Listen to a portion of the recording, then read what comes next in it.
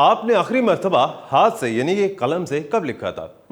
سوچ میں پڑ گئے۔ اگر اب تک آپ نے نہیں لکھا یا بہت عرصہ ہو گیا تو یہ ویڈیو لازمی دیکھیں، کیونکہ آپ کی صحت کے لیے بہت ضروری ہے، بالخصوص آپ کے اس دماغ کے لیے۔ السلام علیکم، آپ دیکھ رہے ہیں اردو پوائنٹ، میرا نام دانش حسین۔ ایک بڑی اہم ریسرچ آج کی اس ویڈیو میں آپ سے شیئر کرنے جا رہے ہیں، جو آپ کے لیے، آپ کے بچوں کے لیے بہت ہی ضروری ہے۔ بہت چیزیں جدید ہو گئیں، دور حاضر کا تقاضا ہے کہ ہر چیز ٹیکنالوجی کے ذریعے استعمال کی جاتی ہے، جس نے ہمیں بہت ایفیشنٹ بنا دیا، ہمارے کام کو آسان بنا دیا، لیکن بہت سی ایسی چیزیں ہیں جنہوں نے ہماری صحت پر بھی بڑا منفی اثر ڈالا ہے۔ اسی میں سے ایک ایسی چیز ہے جس پہ شاید کوئی یقین نہیں کر پائے گا کہ واقعی ایسا ہو سکتا ہے، لیکن جناب ایسا ہے۔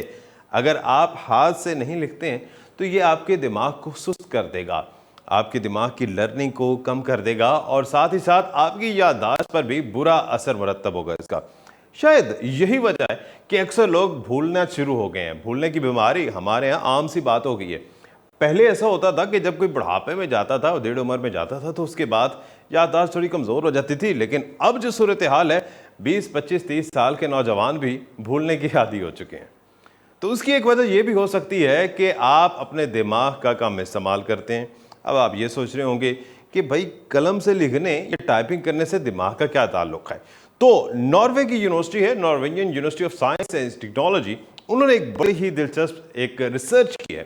اور اس ریسرچ کے لیے انہوں نے 36 اسٹوڈنٹس کو اس پہ تجربہ کیا۔ اس میں سے کچھ ایسے اسٹوڈنٹس تھے جنہیں انہیں قلم دیا، ڈیجیٹل پین دیا جس سے وہ ٹیب پر لکھتے تھے، اور کچھ ایسے تھے جو کہ ٹائپنگ کرتے تھے۔ ان دونوں پر الگ الگ تجربہ کیا، اور حیران کن طور پر قلم کی طاقت اس دن پتہ چلی۔ ہم تو بچپن سے سنتے آ رہے ہیں کہ قلم کی بہت طاقت ہے، لیکن شاید ہم علمی اعتبار سے قلم کی طاقت کو سمجھتے ہیں، لیکن یہ قلم کی طاقت صرف علمی اعتبار سے نہیں بلکہ دماغی صحت کے لحاظ سے بھی بڑی اہمیت کی حامل ہے۔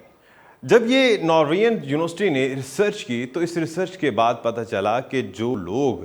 قلم سے لکھتے ہیں یا ڈیجیٹل پین سے لکھتے ہیں تو اس میں ان کا جو برین ہے، دماغ جو ہے، وہ مکمل طور پر متحرک ہوتا ہے، وہ مکمل استعمال ہوتا ہے، اس کے جو سیلز ہیں وہ میکسیمم استعمال ہوتے ہیں۔ لیکن جب آپ ٹائپ کرتے ہیں تو اس سے آپ اپنا وقت تو بچاتے ہیں، لیکن اس میں آپ کا جو برین ہے وہ مکمل طور پہ اس کے سارے سیلز یوٹیلائز نہیں ہوتے، جس کی وجہ سے وہ ظاہر ہے ایک ایکسرسائز جس طرح سے ہوتی ہے تو دماغ بھی ایک ایکسرسائز میں ہوتا ہے تو ایکٹیو رہتا ہے، جس کی وجہ سے دماغ اتنا ایکٹیو نہیں ہو پاتا جتنا اسے ہونا چاہیے تھا،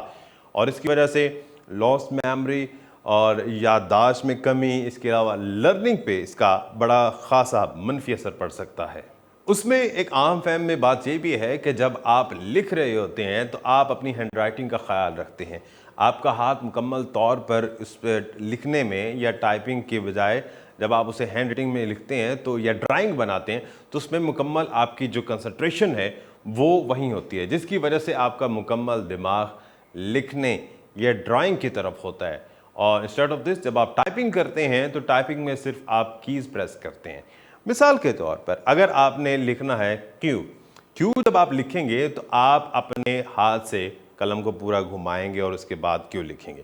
لیکن اس کی جگہ